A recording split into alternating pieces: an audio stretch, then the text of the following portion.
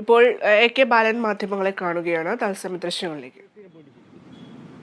മനസ്സിലായേക്ക് എന്തൊക്കെ കൊപ്രായി കാട്ടുന്നത് ഒരു ഗവർണർ. ഈ കേരളത്തിലെ പൊതുസമൂഹം ഇത് അംഗീകരിക്കുക, ഇനിയെങ്കിലും അവസാനിപ്പിക്കണ്ടേ? അതല്ല ഞാൻ പറഞ്ഞ NDA ഗവൺമെന്റ് തന്നെ തീരുമാനിച്ച ഒരു ഗവർണർ ഇവിടെ ഉണ്ടായിരുന്നില്ലേ? ഇദ്ദേഹം വരുന്നതിനേക്കാളും മുമ്പേ ജസ്റ്റിസ് സദാശിവോ സുപ്രീം കോടതിയിൽ പോയ കേസ് നിൽക്കില്ല എന്ന് മനസ്സിലാക്കിയിട്ട് പോലും നിയമത്തിന് അംഗീകാരം തന്ന ഒരു മഹാനായിട്ടുള്ള ഗവർണർ ഇവിടെ ഉണ്ടായിരുന്നു. അദ്ദേഹത്തെ കണ്ടുപഠിക്കണം. അതാ ഞാൻ പറഞ്ഞത്, ഓരോ ദിവസവും അദ്ദേഹത്തിന്റെ കാല് കഴുകിയ വെള്ളം രാവിലെ ഉച്ചക്കും വൈകുന്നേരം ഭക്ഷണത്തിന് മുമ്പോ പിമ്പോ ഒന്ന് കുടിച്ചാൽ ഈ അസുഖം മാറും കേട്ടോ, പല്ലുവേദനയും മാറും.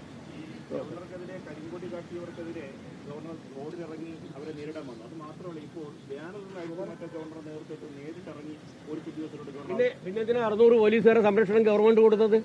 ഗവർണർ അതിൽ നിന്ന് ഇറങ്ങാൻ പാടില്ല എന്നുള്ളത് കൊണ്ടാണ് ഈ പ്രൊട്ടക്ഷൻ കൊടുത്തത്. മനസ്സിലായില്ല നിങ്ങൾക്കും എനിക്ക് പ്രൊട്ടക്ഷൻ ഉണ്ടോ?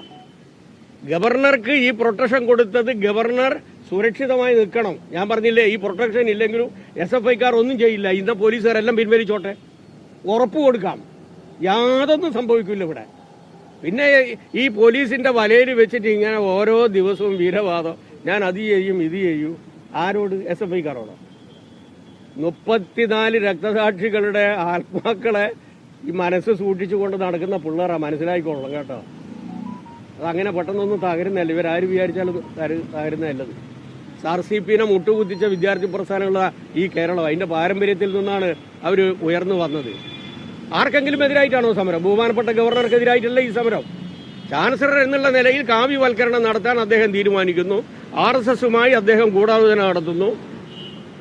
ഗവൺമെന്റിനെയും പാർട്ടിയെയും ഇടതുപക്ഷ ജനാധിപത്യ മുന്നണിയെയും വെല്ലുവിളിക്കുന്നു. അപ്പോൾ സ്വാഭാവികമായും ജനാധിപത്യ കേരളം പ്രതികരിക്കും. അതാണ് ഈ കേരളത്തിൽ കാണുന്നത്.